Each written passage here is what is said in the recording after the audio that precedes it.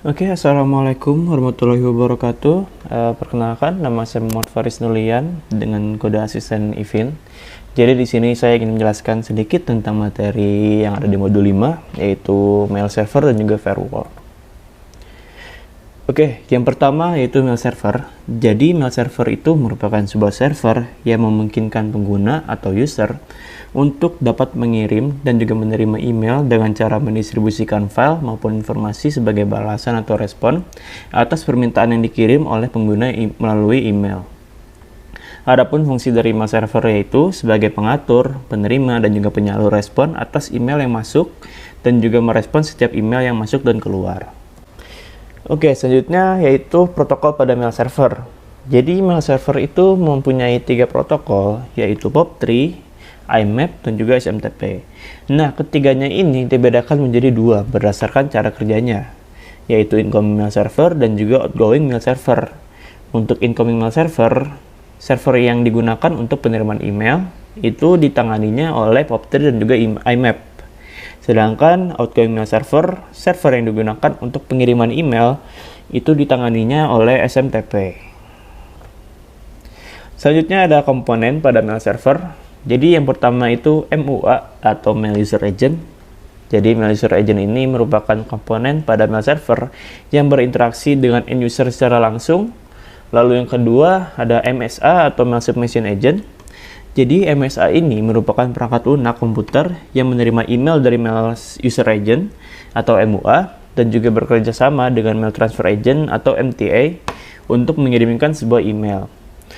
Lalu ada yang ketiga, MTA atau Mail Transfer Agent. Jadi MTA ini merupakan komponen yang tercantum dengan protokol pengiriman email yang memiliki tugas untuk dapat mengurus bagian dari pengiriman email tersebut. Lalu yang keempat ada MDA atau Mail Delivery Agent. Jadi Mail Delivery Agent ini merupakan bagian dari mail server yang memang memiliki tugas sebagai agen pengiriman.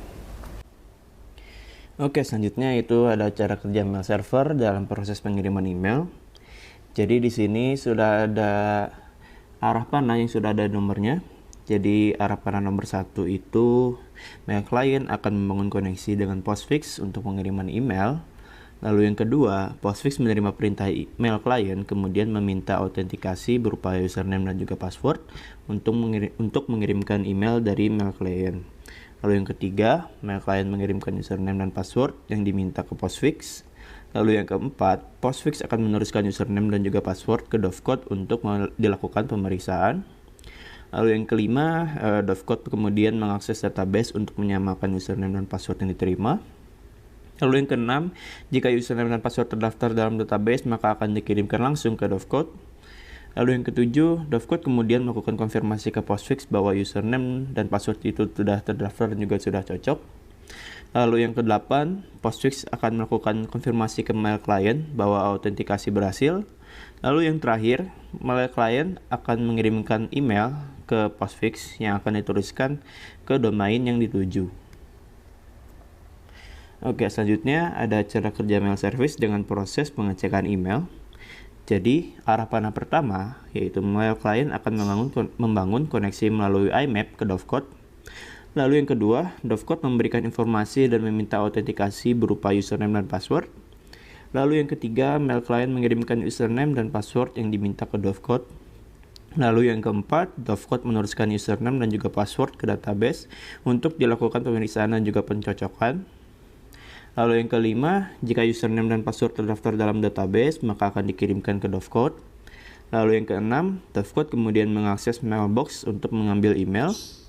Yang ketujuh, mailbox memberikan email ke Dovecot.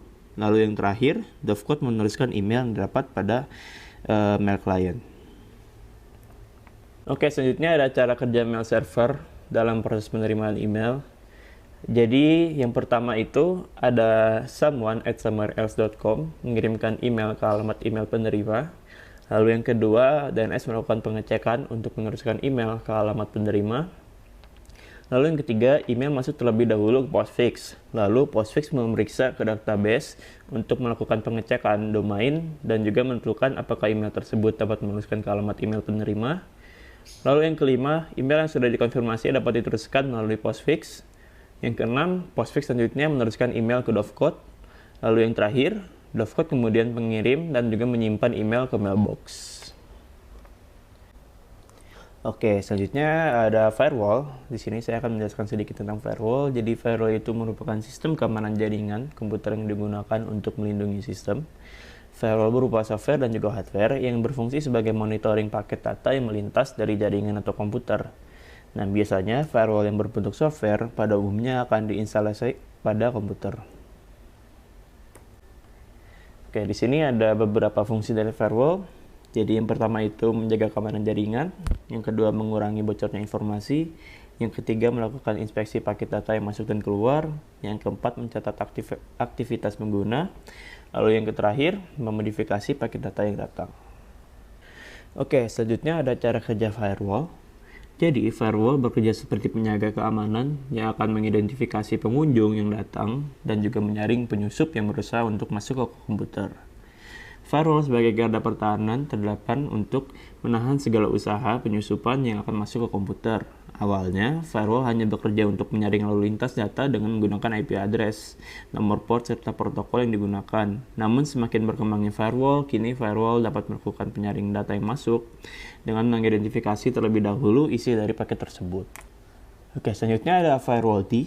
Jadi firewall D itu adalah perangkat lunak untuk manajemen firewall pada sistem operasi berbasis Linux. Jadi menjadi front end dari IP tables pakai filtering yang sudah tersedia pada kernel Linux.